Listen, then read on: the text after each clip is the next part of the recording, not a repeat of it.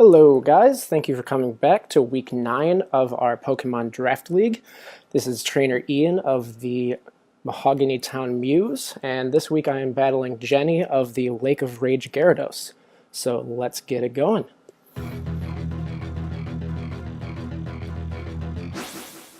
Looking at her team to start off with, I noticed that aside from the Pumpkaboo, everything was exactly the same as the last battle we had.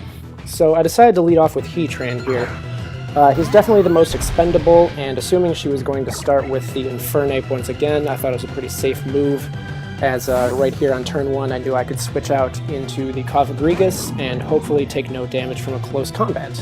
And seeing as that's exactly how it happens, I guess it was a pretty safe bet. So knowing she can't really damage this thing, Jenny goes for a U-turn here. Mummy erases the Infernape's ability, but it doesn't matter because she's about to switch out right now. This sort of shows me that she probably doesn't have Overheat, as that would probably do a pretty good amount of damage. But I do go for the knockoff, and it hits her Espeon pretty hard, knocking off its choice specs, which is pretty stellar for me. So assuming she's just going to go for Shadow Ball here, which I know she carries, I'm just going to switch out to Heatran. He's pretty specially defensive naturally, and he's just going to take these pretty well. So she does end up going for the Shadow Ball, and it does a little less than a third of my HP. And knowing that I can most likely take out this Espeon, if she stays in, she does switch out to the Snorlax, as I go for a Lava Plume, assuming the Snorlax is going to come in and hoping that I can just hit it with a burn really quick and cripple it right off the bat. But no luck there, as it eats it up pretty well, and I do have to switch out fearing an Earthquake, as she does go for that, or she goes for the return actually, and it just goes straight through my Cofagrigus, which is pretty nice. From the damage the Lava Plume did, I almost assumed that she was Thick Fat this time rather than the immunity, but I can't be sure. So she does switch back in the Infernape, and it gets hit by a knockoff once again, and the lack of an item being knocked off shows me that she is holding some sort of Z-Stone or Crystal or whatever they actually are. So I do switch out into my Tapu Fini here, knowing that I can take a Flare Blitz pretty well, even in Overheat if she decides to use that this time. But she does go for the Flare Blitz, and I eat it up pretty well. She gets some recoil chip damage, and after my leftovers, I'm sitting pretty here at about a quarter of my HP down. So she does U-turn once again, gets a little more damage off. It's a slight more than my leftovers were heal. But I am going to get a free hit on whatever comes in here, which is the Snorlax once again. So I just hit it with a Surf, and I'm going to get the stab bonus, but there's no sort of bonus to water moves with terrain or anything. So I also do a little more than her leftovers can heal, so wasn't the worst trade. We both came out even in the end damage-wise.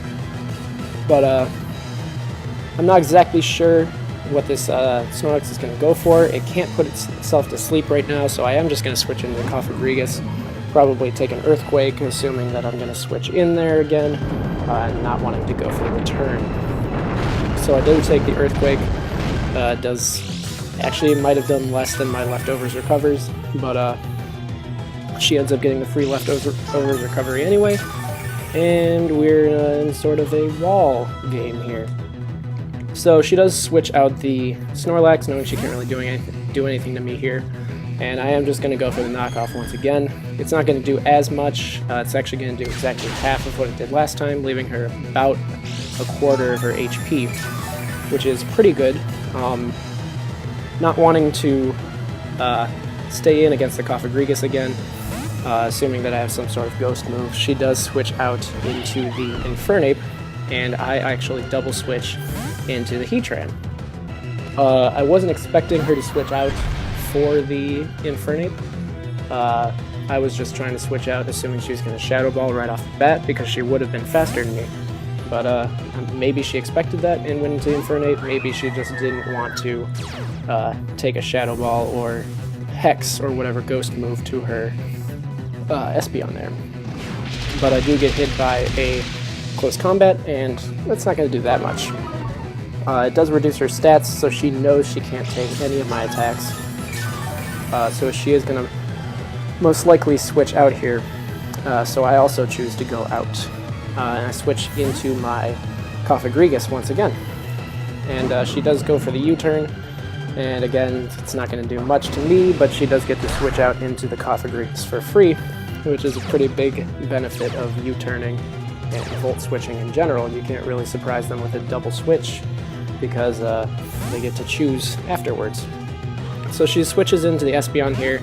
It's the same matchup we had a few minutes ago, and I'm just going to assume she is going to stay in here and use Shadow Ball, so I actually stay in as well. I know I can survive this super effective hit, and I can break this chain of like triple switches by going for a Shadow Ball and actually taking out that Espeon pretty early on.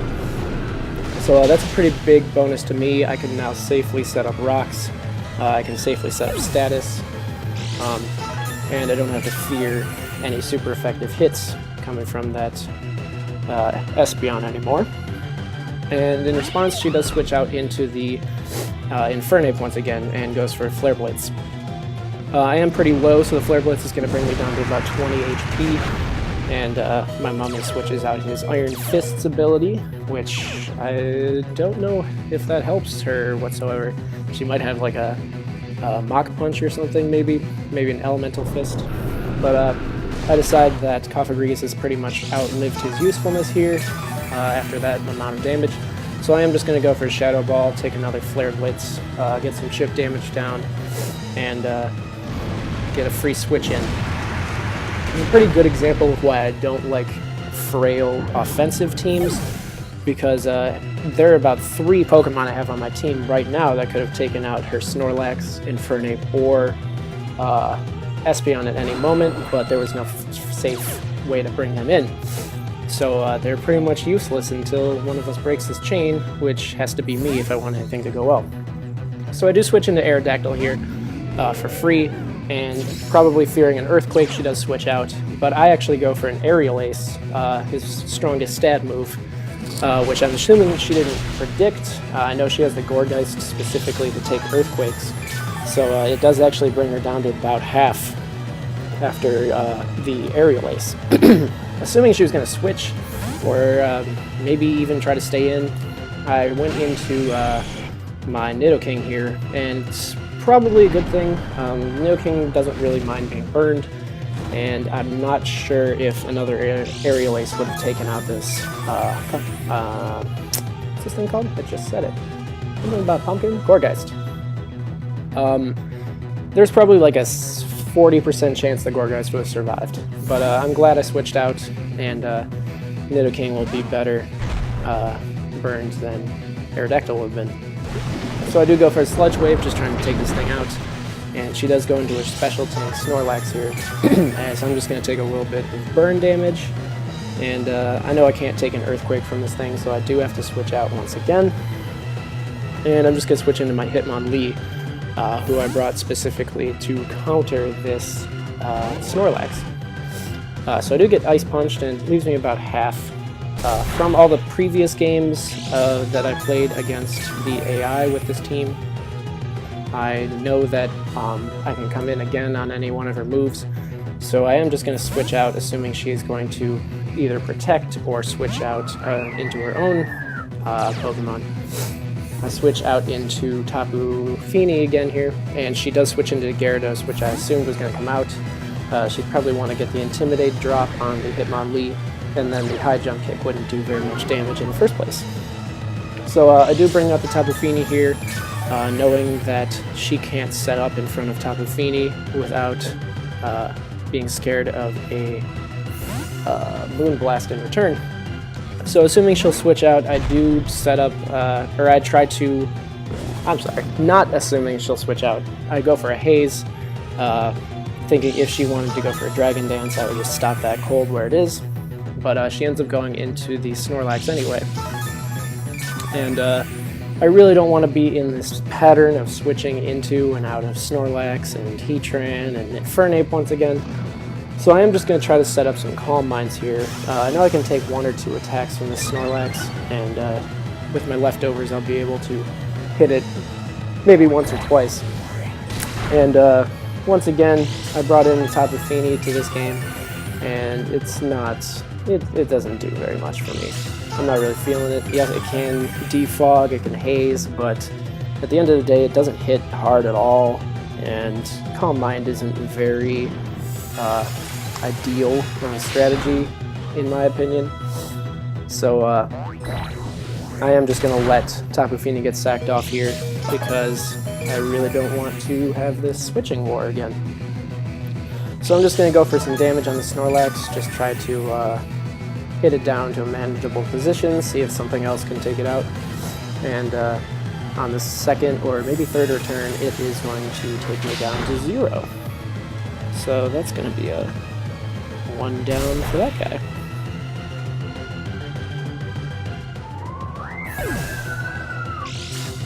I do switch into Aerodactyl, and I know that Stone Edge will be able to take out this Snorlax even with this amount of HP, and I also know that even after the Intimidate drop on Aerodactyl from Gyarados, I can still take it out with a Stone Edge, even at 100% HP, because it's actually hitting pretty hard with a Choice Band.